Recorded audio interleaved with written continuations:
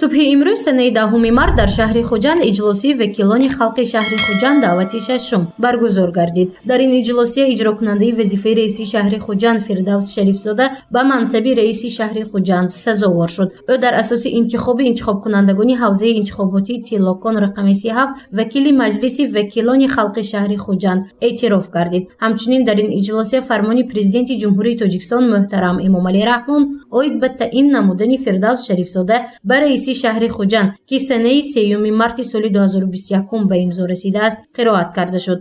аз ин пас Фирдавс Шарифзода раиси шаҳри Хуҷанд мебошад.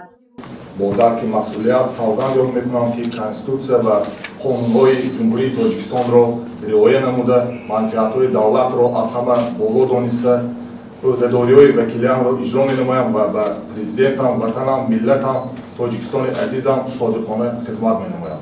фармон медиҳам Шарифзодаи Фирдавс раиси шаҳри Хуҷанди вилояти Суғд таъин карда шавад.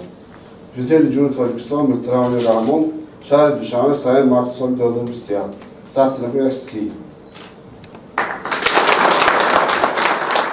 баъди ба вазифаи раиси шаҳри Хуҷанд таъин шудани Фирдавс Шарифзода кори иҷлосии мазкур ба зиммаи ӯ гузошта шуд. мавзӯи сеюми иҷлосия ин рафти иҷрои қарори ҳукумати ҷумҳурии Тоҷикистон оид ба барномаи давлатии пешгирии зӯроварӣ дар оила барои солҳои 2014-2023 маҳсуб гардид. Фирӯза Нуруллозода муовини раиси шаҳри Хуҷанд оид ба чорабиниҳои пешгирикунандаи зӯроварӣ дар оила ки дар шаҳри Хуҷанд баргузор гардидааст ҳисобот дод. умумии бекоршавии ахти никоҳ 80 адад дар асоси аризаи якҷояи ҳамсарон ва 217 адад бо қарори суд мебошад.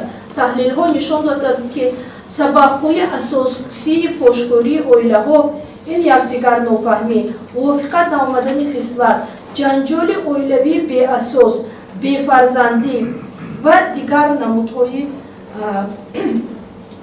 сабабҳо аст. дар шаҳри Хуҷанд беш аз 1000 адад ақди никоҳ баста шуда дар давраи ҳисоботӣ 444 оила пош хӯрдааст. ҳарчанд ин шумора дар қиёс зиёд набошад ҳам, аммо зӯроварӣ дар оила ва ҷамъият ба чашм мерасад. ҳоло аз рӯи иттилои пешниҳод гардида наздик ба 100 оилаи осебпазир яъне ноустувор мавҷуд мебошад. мутахассисони шӯъбаи кор бо занон ва оила ва чанде аз масъулини сохторҳои қудратӣ барои пешгирӣ намудани ҳодисаҳои зӯроварӣ бо чунин оилаҳо корбарӣ доранд.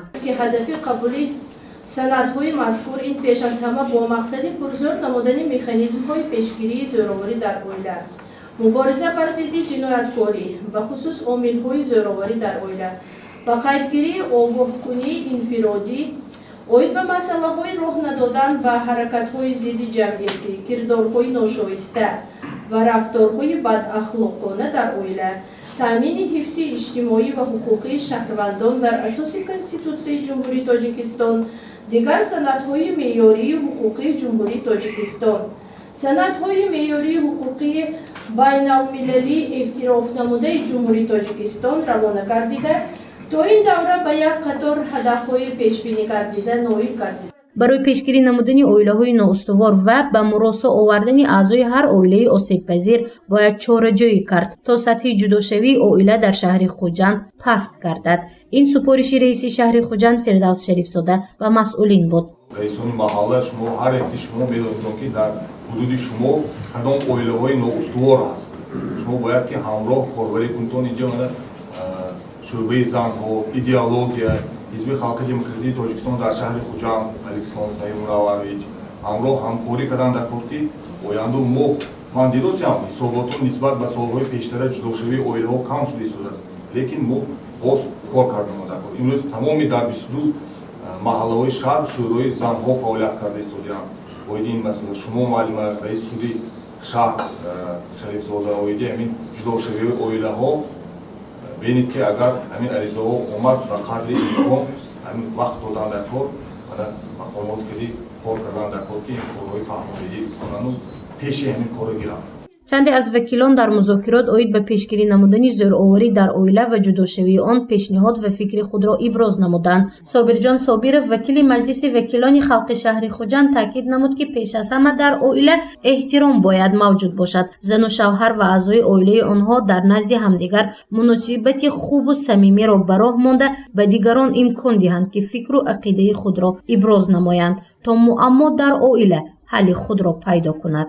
ба зинаи сеюми таҳсил фаро гирифта нашуда ва пешгирии ҷудошавии ақди никоҳ чораҷӯӣ намуда, ба ин қабил оилаҳо кӯмакҳои равонӣ, иҷтимоӣ ва моддӣ расонида шавад.